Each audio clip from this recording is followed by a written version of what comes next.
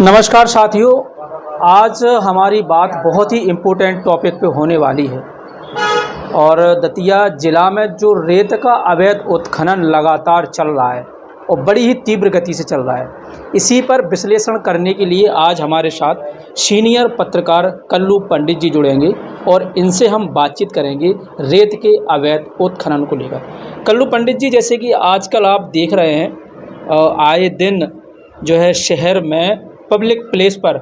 रेत से भरे ट्रैक्टर अनियंत्रित होकर दौड़ रहे हैं और दतिया में एक दो ऐसे हादसे हो चुके हैं जिसमें कई लोगों की मृत्यु भी हो गई है। रेत से भरे ट्रैक्टर ने कई व्यक्तियों को कुचल भी दिया है। अभी हाल ही में एक खबर वायरल हुई थी, तो इस पर आपका क्या विशेष कहना है? देखिए साहिर भाई, बिल्कुल सही टॉपिक पे आपका और वास्तविकता लंबे समय से ज़िले में रेत खनन हो रहा है, जिसमें जो इसका मुख्य जो विभाग होता है खनिज विभाग, ये लगातार मॉनिटरिंग नहीं करता है और संबंधित विभाग, वैसे ये जिम्मेदारी सभी विभागों की होती है कि रेत उत्खनन, क्योंकि सरकार की जो संपत्ति है इसको फ्री में जो लोग उठा के ले जा रहे हैं, चोरी से ले जा रहे हैं, जिससे मध्य प्रदेश शासन को एक बहुत बड़ा नुकसान हो रहा है। तो ऐसी स्थिति में सभी विभाग एक दूसरे पे अपना उतार देते हैं, बोलते हैं कि ये पुलिस से अगर इस बात में बात की जाए तो वो कहते हैं खनिज विभाग देखेगा, खनिज विभाग से बात करें तो वो कहते हैं हम लगातार मॉनिटरिंग कर रहे हैं। अब मॉनिटरिंग कभी कार्यालय से नहीं होती है, मॉनिटरिंग के लिए क्षेत्र में निकलना पड़ता है और ऐसी स्थिति देखनी पड़ती है और ऐसे में सबसे ज़्यादा अहम भूमिका आती है राजस्व विभाग और पुलिस विभाग की। ये लगातार मॉनिटरिंग नहीं करती है क्योंकि उनके पास सीधा सा एक टॉपिक होता है कि हमारी जवाबदारी नहीं है, ये खनिज विभाग की जवाबदारी है।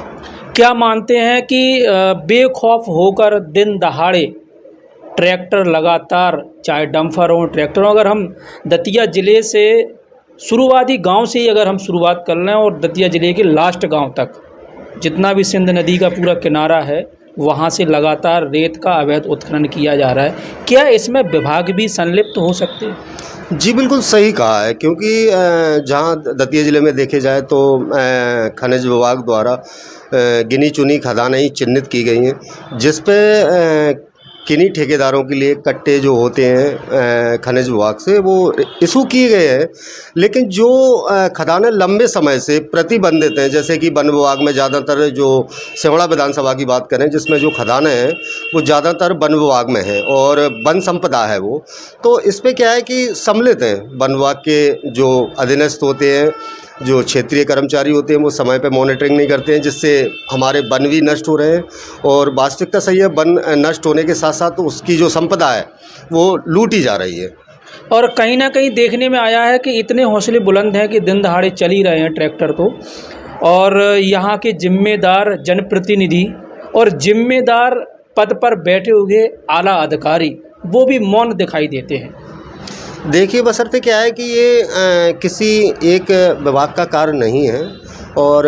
जब शासन या माननीय दतिया कलेक्टर महोदय के निर्देशन में अगर ऐसी कोई मुहिम चलाई जाए और सभी विभाग इस चीज़ को लेके कार्य करें, तो ये जो हादसे हो रहे हैं, अनलोड रेत जा रही है जिसमें कि कोई क्षमता नहीं है, कोई 300 फुट लेके जा रहा है, कोई 400 फुट लेके जा रहा है, अगर सभी विभाग मिलकर काम करते हैं तो इस चीज़ पे बैन लगाया जा सकता है और शासन को इससे बहुत बड़ा लाभ होगा। राजस्व विभाग की लापरवाही तो देखने को मिल ही रही है, साथ ही साथ अगर हम पुलिस विभाग की भी बात कर लें, अगर एक बाइक चालक अगर हेलमेट नहीं है उसके पास तो उसका तत्काल चालान काट दिया जाता है। लेकिन इतने बड़े बड़े ट्रैक्टर बीच शहर में से निकल के जा रहे हैं, चाहे वो दतिया शहर हो, चाहे इंदरगढ़ शहर हो, चाहे भांडेर शहर हो, चाहे और शेवड़ा शहर हो, यहाँ से बड़े बड़े जो है ट्रैक्टर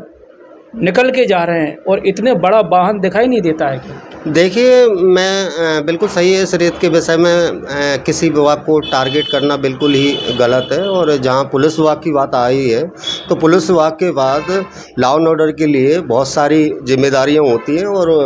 वो तरीके से अपनी जिम्मेदारियां निभा रहे हैं और ये जो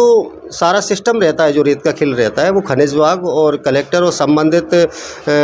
जो राजस्व विभाग होता है उनके ही तहत होता है और इन लोगों को अगर सहयोग चाहिए तो समय समय पे पुलिस इनके साथ खड़ी होती है, लेकिन कार्रवाई प्रशासन करवाना नहीं चाहता है, ये चीज़ निकल के सामने आती है। देखा प्रशासन कार्रवाई करवाना नहीं चाहता, तो क्या मानते हैं आप इस चीज़ को? अब देखिए, इस चीज़ को अपन कह नहीं सकते हैं कि जो अपने पास तथ्य नहीं है उनके बारे में टिप्पणी करना बिल्कुल ही गलत होगा, लेकिन जहाँ तक देखा जाए कि इससे मध्य प्रदेश शासन के लिए एक बहुत बड़ी क्षति हो रही है, बहुत बड़ी क्षति हो रही है। जैसे कि आपने सुना, हमारे साथ जुड़े हुए थे सीनियर पत्रकार, वरिष्ठ पत्रकार कल्लू पंडित जी, और रेत के अवैध उत्खनन को लेकर हमारी चर्चा चल रही थी। हम आपको बता दें, आपको आए दिन ग्रामीण क्षेत्रों में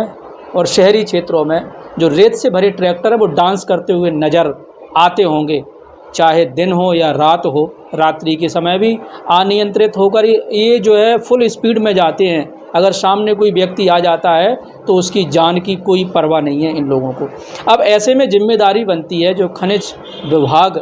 इसकी मॉनिटरिंग करे, लेकिन खनिज विभाग की कहीं ना कहीं लापरवाही किसी आम जनता जो है उनकी जान को हो सकती है। क्योंकि अभी खबरें कुछ ही दिनों पहले वायरल हुई हैं, दतिया में ऐसे 2 हादसे हो चुके हैं कि ट्रैक्टर्स जो रेत से भरे ट्रैक्टर हैं उनसे हादसा हुआ है और कई लोगों की मौतें हुई हैं। अब इसका जिम्मेदारी कौन लेगा? क्या ये ट्रैक्टर रेत से भरे हुए ऐसे ही चलते रहेंगे? क्या इसी प्रकार नदियों का सीना चीरकर रेत माफिया रेत निकालते रहेंगे? क्या इसी प्रकार मध्य प्रदेश शासन की जो संपत्ति है उसको चुराते रहेंगे? और क्या इसी प्रकार जनहानि होती रहेगी? तो आप बने रहें हमारे साथ और देखते रहें।